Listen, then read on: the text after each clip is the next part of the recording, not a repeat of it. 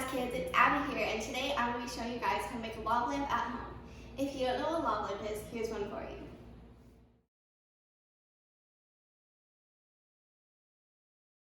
Here's what you'll need: a clear container with water in it, vegetable oil, Alka-Seltzer tablet, and food coloring. So what you're going to do is put the food coloring in.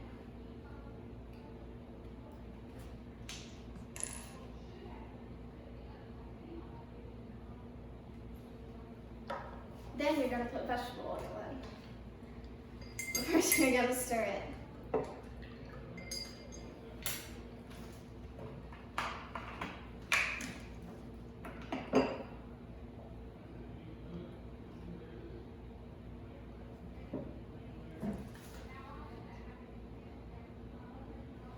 Then you're going to put the tablet in.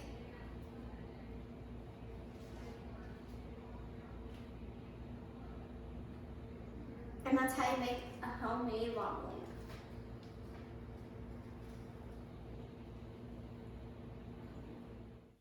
Hey, thanks Abby for showing us how to make these lava lamps at home. And kids, hopefully you have an opportunity to maybe try to make one of these with your mom and dad or grandma and grandpa.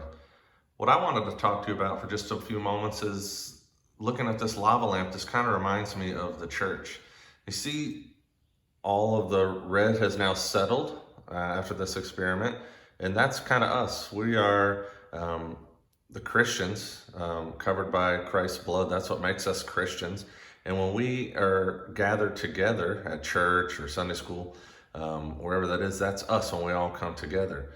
And that's great when we come together, but what God really wants is for us to head into the world. That's the oil here, right? That's the world. And we're not living out our purpose if we just stay gathered all the time and separated from the world. But it's hard for Christians to get out into the world on our own power, but that's why God sent Jesus into the world to show us how to live out in the world. And after Jesus died and rose again and then ascended into heaven, he promised to send the Holy Spirit. And the Holy Spirit comes along. And if you read in the book of Acts, several times in the book of Acts, when the church had gathered, when they were all together like this, they prayed together. And when the Holy Spirit came upon them, then great things started to happen. And that's what, when Abby was showing you how to make that, that's this Alka-Seltzer tablet. That's what happens when you place the Alka-Seltzer into the lava lamp.